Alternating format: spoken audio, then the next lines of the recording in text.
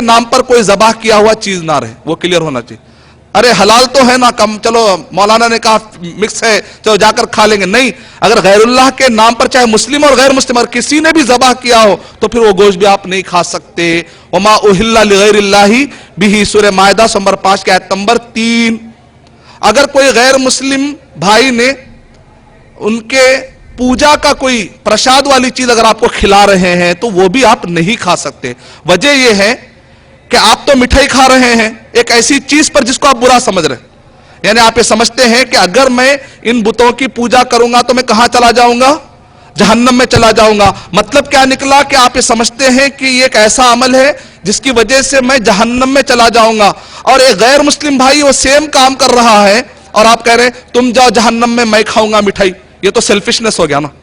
इस्लाम selfishness को पसंद नहीं करता, इस्लाम खुदगर्जी को पसंद नहीं करता कि तुम वो काम नहीं कर रहे हो, दूसरा आदमी वो काम कर रहा है और उसकी मिठाई लाकर तुम्हें दे रहा है तो कह रहे हैं मीठा मीठा खा लो भाई, मीठा खा रहे हैं, और सामने वाले वो कह रहे हैं कि भाई तुम उसको दावत का काम भी नहीं कर रहे हैं, उसको जहन्नम से बचाने की फिक्र भी नहीं कर रहे हैं, उसकी मिठाई खा ले रहे हैं। एक मुसलमान ऐसा सेल्फिश नहीं हो सकता है, खुदगर्ज नहीं हो सकता है कि वो अपने आप को जहन्नम से बचा ले रहा है और सामने गैर मुस्लिम भाई को जहन्नम से बचाने की फिक्र छोड़ के उसका उल्टा भी प्रसाद खा रहा है। तो उनको बताना चाहिए कि भाई ये तो हमारे मजहबी किताबों के एतबार से भी गलत है, बुतों की पूजा तुम्हारे मजहबी किताबों के एतबार से भी गलत है। ये क्लियर मैसेज देना हर मुसलमान की जिम्मेदारी।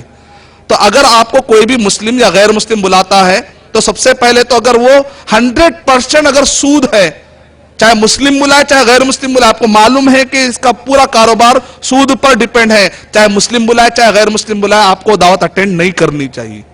लेकिन अगर उसके इनकम में मिक्स हो तो आप उसकी दावत अटेंड कर सकते हैं, बशर्ते ये कि शिर्क वाली चीज ना हो, बशर्ते ये कि गैरुल्लाह की चीज ना हो, इस्लाम से टकराने वाला हराम, जैसे हराम ज़बिया है, गैरुल्लाह के नाम पे ज़बाह किया जाए, या कोई अहले किताब और मुसलमान से हटकर कोई भी गैर मुस्लिम अगर ज़बाह कर देता है तो वो भी गोश्त आप नहीं खा सकते। अगर कोई गैर मुस्लिम आपको तरकारी, स्वीट एक जनरल खुशी के मौके पर खिलाता है, शादी की वजह से या उसको पास होने की बुनियाद पर, ऐसी जो जनरल दावतें हैं अगर वो आपको खिलाता है और वो सूद उसके अंदर ना हो तो आप खा सकते हैं।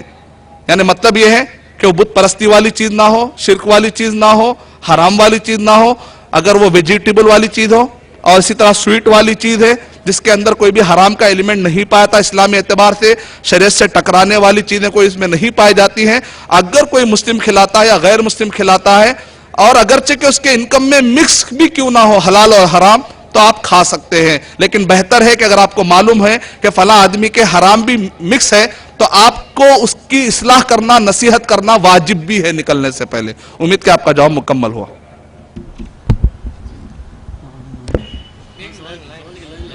मैं गैर मुसलमान भाइयों से गुजारिश करता हूँ कि आप आओ और इस्लाम और आपके भी मजहब के कोई भी सवाल रहेगा तो आप आके पूछ सकते हो।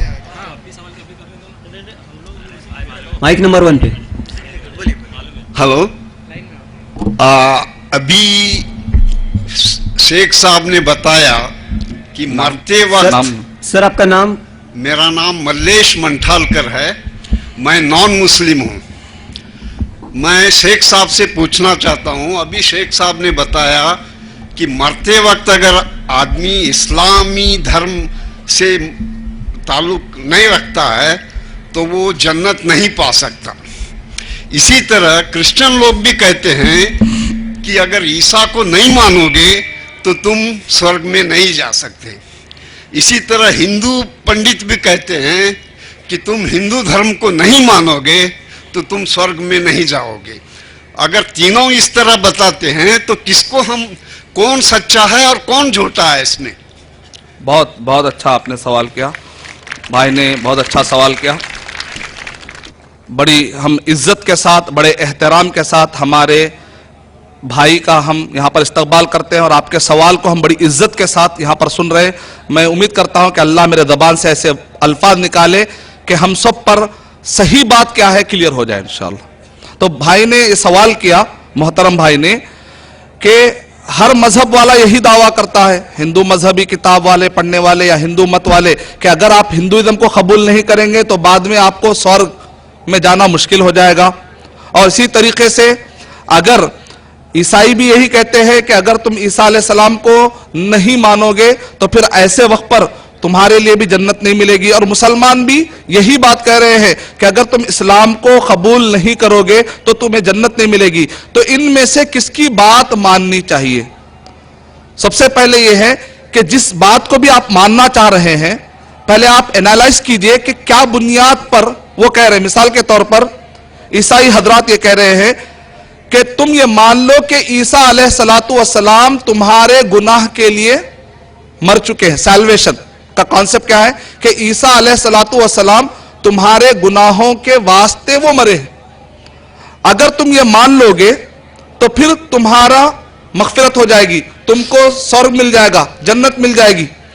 लेकिन पूरे बाइबल के अंदर यह वर्ड हमें नहीं मिलता। इतना बड़ा अकीदा, इतना बड़ा दावा कि ईसा अलैहिस्सलातु वस्सलाम ने अपनी पूरी जिंदगी के अंदर, पूरी बाइबल उठा के आप पढ़ लीजिए, आप खुद पढ़े लिखे हैं माशाल्लाह, आप खुद जाके देख लीजिए। ईसा अलैहिस्सलातु वस्सलाम ने अपनी पूरी जिंदगी में कभी भी ये नहीं कहा कि मैं तुम्हारे गुनाहों के लिए मर रहा हूं, तुम अगर मुझे मान लोगे तो फिर तुम्हारे गुनाह तो माफ हो जाएंगे और तुम जन्नत में चले जाओगे। ये जुमला ईसा अलैहिस्सलातु वस्सलाम ने अपनी पूरी जिंदगी में कहीं पर भी नहीं कहा।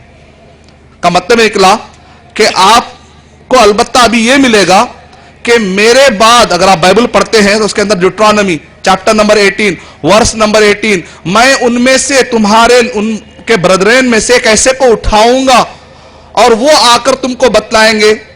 और कहा कि कई ऐसी चीजें, ईसा अलैहिस्सलाम भी कहते थे, कई ऐसी चीजें हैं जो मैं तुम्हें नहीं समझा सकता, मेरे बाद एक आएगा। Gospel of John chapter number 14 verse